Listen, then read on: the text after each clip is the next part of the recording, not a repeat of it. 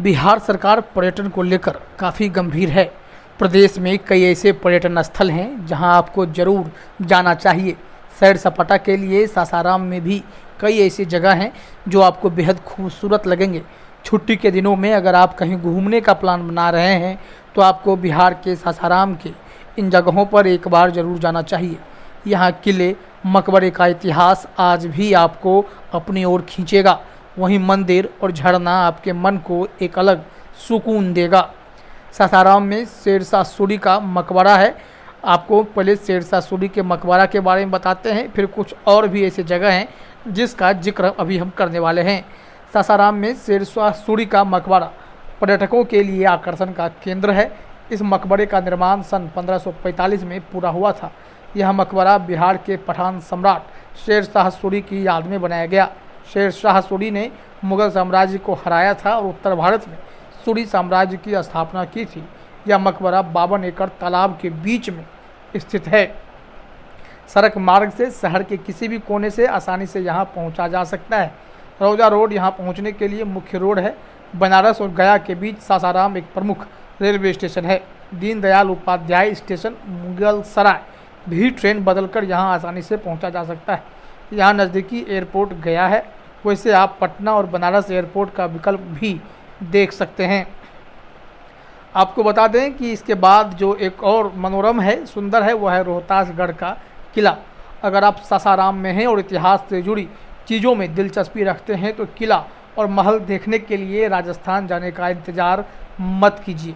बिहार के सासाराम में कैमूर पहाड़ी पर स्थित रोहतासगढ़ किला की सैर करने जरूर जाइए। छुट्टी के दिनों का यहाँ आनंद लीजिए।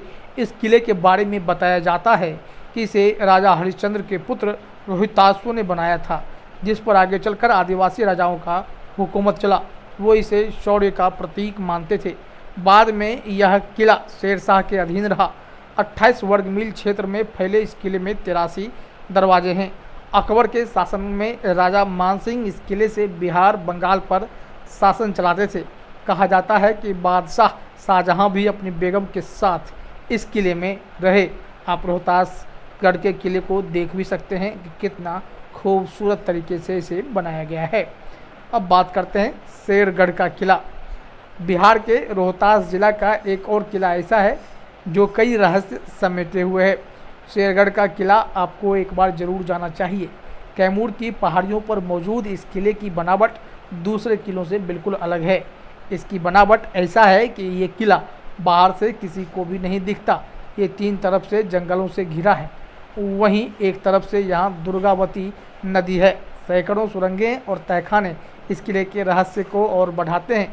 कहा जाता है कि इस किले को शेरशाह सूरी ने अपने दुश्मनों से बचने के लिए बनवाया था और इसकी बनावट ऐसी है कि दुश्मन कोसों दूर से भी देख लिए जाते थे।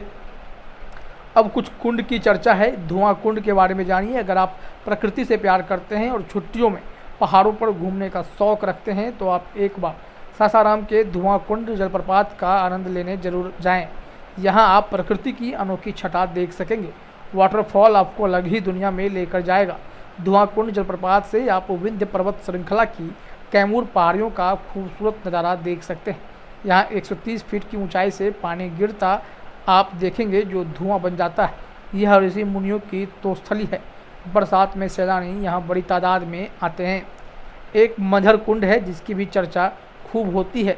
अगर आपने सासाराम में घूमने का प्लान किया है तो धुआं कुंड जलप्रपात का आनंद लेने से पहले मंझर कुंड जलप्रपात का आनंद जरूर लें। सासाराम के कैमूर पहाड़ी का पानी चट्टानों में एक धारा बनकर टेढ़े मेढ़े रास्ते से गुजरते हुए मंझर कुंड जलप्रपात में जाकर जमा हो जाता है। करीब आधे किलोमीटर आगे जाने के बाद ये ऊंचे पर्वत से ज़मीन पर गिरता है और धुआं कुंड कहलाता है। पटना से करीब 159 किलोमीटर तो सासाराम से ये 8 किलोमीटर के करीब है।